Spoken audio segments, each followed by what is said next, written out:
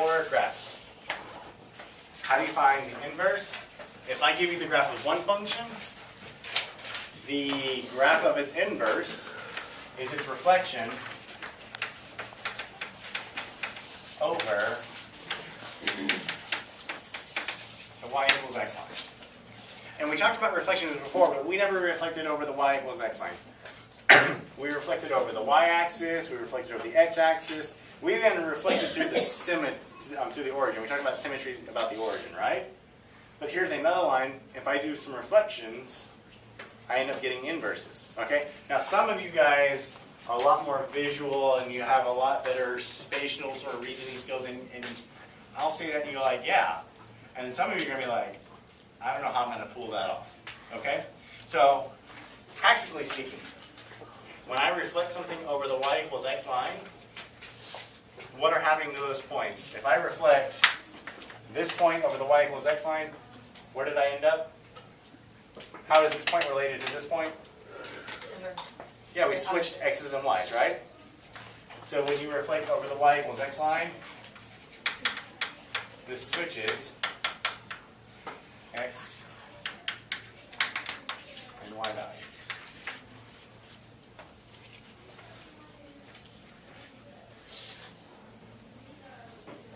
All right.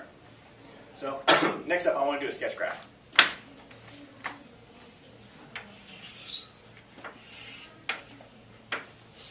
Okay, we're going to do a parabola. In fact, I'll even give you the equation. I'm going to tell you that f of x equals, which way do I want to do it? We'll do it like this. X squared minus 3. Okay. You know that's the parabola, but what have I done to that parabola? Moved it down 3, right? We subtracted outside the squaring function, so that moves it down 3. So a couple of points that we would get would be like 0, negative 3. You may not remember this, but you would also get 1, negative 2, and negative 1, negative 2,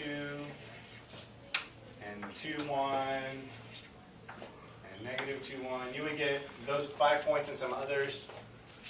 Y'all find that believable? Okay. If you don't believe me, then try it yourself.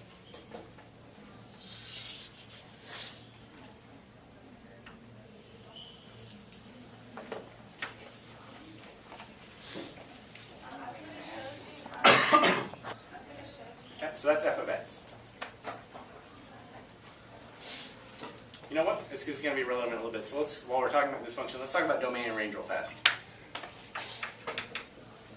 What's the domain for that function? Remember? Yeah, all real numbers, right?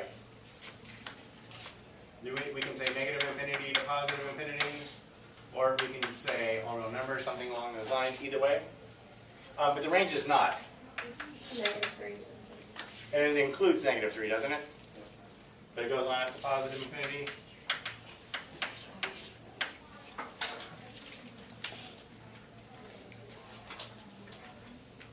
Okay, so that's the range. What I want to do is I want to find f inverse. What does f inverse look like? So I'm going to sketch my y equals x line.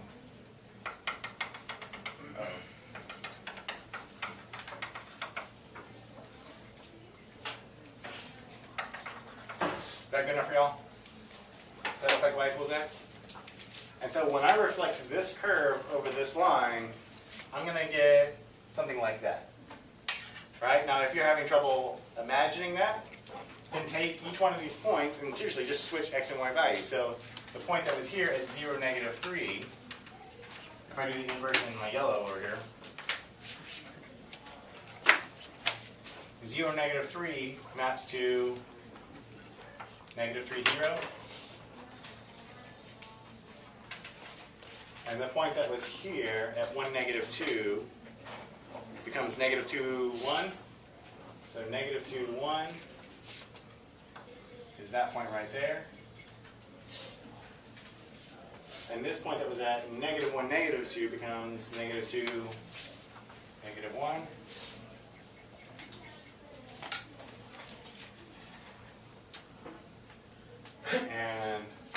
had a point underneath this one, right? 1, -2, I'm sorry, no, -2, 1 becomes 1, -2.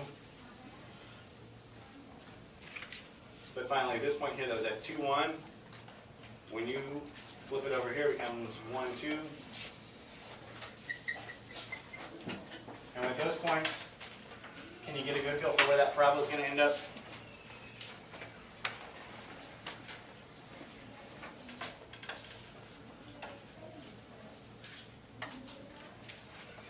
And you get that.